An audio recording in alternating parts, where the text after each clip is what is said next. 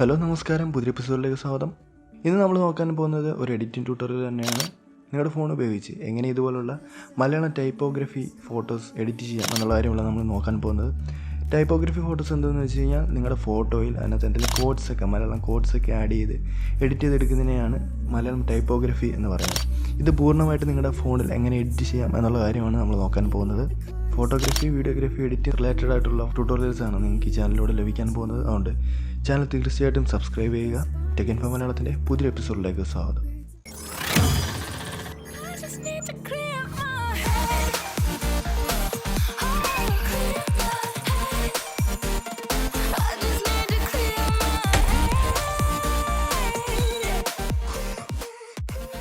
ഇത് നമുക്ക് മെയിനായിട്ട് രണ്ട് രീതിയിൽ എഡിറ്റ് ചെയ്യാം.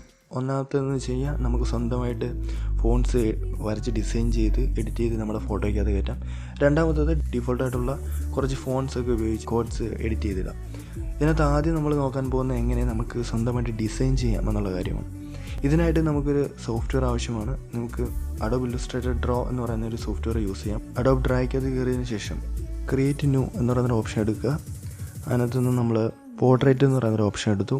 അതെടുക്കുമ്പോഴത്തേനും നമുക്കൊരു സ്ക്രീൻ തെളിഞ്ഞു വരും. അതിനകത്ത് നമുക്ക് ഇഷ്ടമുള്ള ബ്രഷും അതിൻ്റെ കളറൊക്കെ സെലക്ട് ചെയ്യാനുള്ള ഓപ്ഷൻ ഉണ്ട്. അതൊക്കെ സെലക്ട് ചെയ്യുക.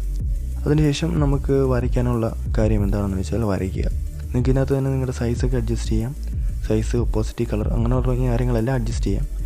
അത് സെലക്ട് ചെയ്തതിന് ശേഷം നമുക്ക് എന്താണോ എഴുതാനുള്ളത് അത് എഴുതി തുടങ്ങാം.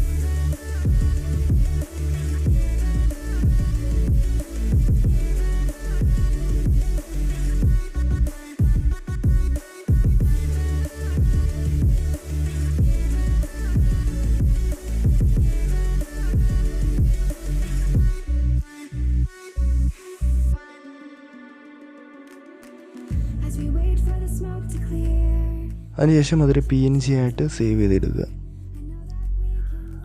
ഇതിന് ശേഷം നമുക്ക് വേണ്ടുന്നത് പിക്സാർട്ട് എന്ന് പറയുന്ന സോഫ്റ്റ്വെയർ ആണ്. ഞാനിവിടെ പിക്സാർട്ടാണ് യൂസ് ചെയ്യുന്നത്. അതിൽ കയറിയതിന് ശേഷം നമ്മുടെ ഫോട്ടോ സെലക്ട് ചെയ്യുക.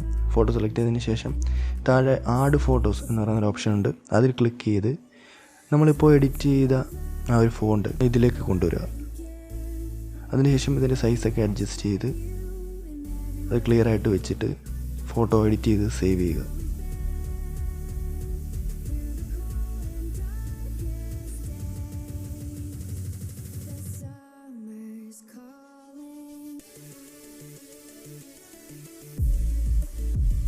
അടുത്തായിട്ട് മലയാളം ഇമേജ് എഡിറ്റർ എന്ന് പറയുന്ന സോഫ്റ്റ്വെയർ ഉപയോഗിച്ചാണ് നമ്മളല്ലാത്ത രീതിയിൽ ഡിഫോൾട്ട് ഫോൺസ് ഉപയോഗിച്ച് ഇതിനകത്ത് കോഡ്സ് ആഡ് ചെയ്യാൻ പോകുന്നത്. അതിനായിട്ട് മലയാളം ഇമേജ് എഡിറ്റർ എന്ന് പറയുന്ന സോഫ്റ്റ്വെയർ പ്ലേ സ്റ്റോറിൽ നിന്നും ഡൗൺലോഡ് ചെയ്ത് യൂസ് ചെയ്യുക. ആപ്ലിക്കേഷൻ കയറിയതിന് ശേഷം ലേഔട്ട് സെലക്ട് ചെയ്യുക. അതിനുശേഷം ഇവിടെ ആഡ് ടെക്സ്റ്റ് എന്ന് പറയുന്ന ഒരു ഓപ്ഷൻ കാണാൻ സാധിക്കും. അവിടെ ക്ലിക്ക് ചെയ്ത് നമുക്ക് വേണ്ടുന്ന കാര്യങ്ങൾ അവിടെ മംഗ്ലീഷിൽ ടൈപ്പ് ചെയ്യുക. അതിനുശേഷം നമുക്ക് വേണ്ടുന്ന ഫോണ്ടൊക്കെ സെലക്ട് ചെയ്യാം. ഫോണ്ട് സെലക്ട് ചെയ്യുക. അതിന് നമുക്ക് സൈസൊക്കെ അഡ്ജസ്റ്റ് ചെയ്ത് വെച്ചതിന് ശേഷം നിങ്ങൾക്ക് സൈഡിലായിട്ട് കാണാൻ സാധിക്കും ഫോണ്ട്, കളർ, ഷാഡോ അങ്ങനെ തുടങ്ങിയ കുറച്ച് കാര്യങ്ങൾ. അപ്പോൾ നമുക്കിവിടെ ഇതിൻ്റെ ഫോണ്ട്, കളർ, ഷാഡോ അങ്ങനെയുള്ള കാര്യങ്ങളൊക്കെ സെലക്ട് ചെയ്യാം. നിങ്ങൾക്ക് ഇഷ്ടപ്പെട്ട ഫോണ്ട് സെലക്ട് ചെയ്യുക. ഇവിടെ ഇൻബിൽറ്റ് എന്ന് പറഞ്ഞാൽ കുറേ ഫോണ്ട് കാണാൻ സാധിക്കും. നിങ്ങൾക്ക് ഇതിൽ കൂടുതൽ ഫോണ്ട് വേണമെങ്കിൽ അപ്പുറത്ത് ഡൗൺലോഡ് ചെയ്യാനുള്ള ഓപ്ഷനും ഉണ്ട്. അപ്പോൾ ഞാനിവിടെ ഇൻബിൽറ്റ് ആയിട്ടുള്ള ഒരു ഫോണ്ടാണ് യൂസ് ചെയ്യുന്നത്. അത് വെച്ച് എഡിറ്റ് ചെയ്യുക. അതിനുശേഷം ഇത് സേവ് ചെയ്യുക. വീണ്ടും നമ്മൾ പിക്സാർട്ട് ഓപ്പൺ ചെയ്തതിന് ശേഷം നമുക്ക് വീണ്ടും ഒരു ഫോട്ടോ എടുക്കുക. അതിനുശേഷം നമ്മൾ ഇപ്പം സേവ് ചെയ്ത് വെച്ചിരുന്ന ആ ഒരു കോട്ട് എടുക്കുക. അത് ഓപ്പൺ ചെയ്തതിന് ശേഷം ഇവിടെ താഴെ ബ്ലെൻഡ് എന്ന് പറയുന്ന ഓപ്ഷൻ കാണാൻ സാധിക്കും. അതിൽ ക്ലിക്ക് ചെയ്ത് മൾട്ടിപ്ലൈ എന്ന് പറയുന്ന ഓപ്ഷൻ ക്ലിക്ക് ചെയ്യുക.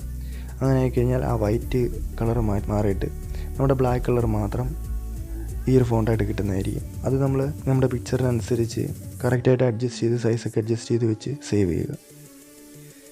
ഈ രണ്ട് രീതിയിലാണ് നമുക്ക് മലയാളം ടൈപ്പോഗ്രഫി എഡിറ്റ് ചെയ്യാൻ സാധിക്കുന്നത്. അപ്പോൾ ഇത് നിങ്ങൾക്ക് യൂസ്ഫുൾ ആയി ഞാൻ വിചാരിക്കുന്നു. അങ്ങനെ ആയിട്ടുണ്ടെങ്കിൽ തീർച്ചയായിട്ടും ചാനൽ സബ്സ്ക്രൈബ് ചെയ്യുക. മറ്റൊരു കിടിലൻ എപ്പിസോഡുമായി കണ്ടുമുട്ടുന്നതുവരെ ബൈ.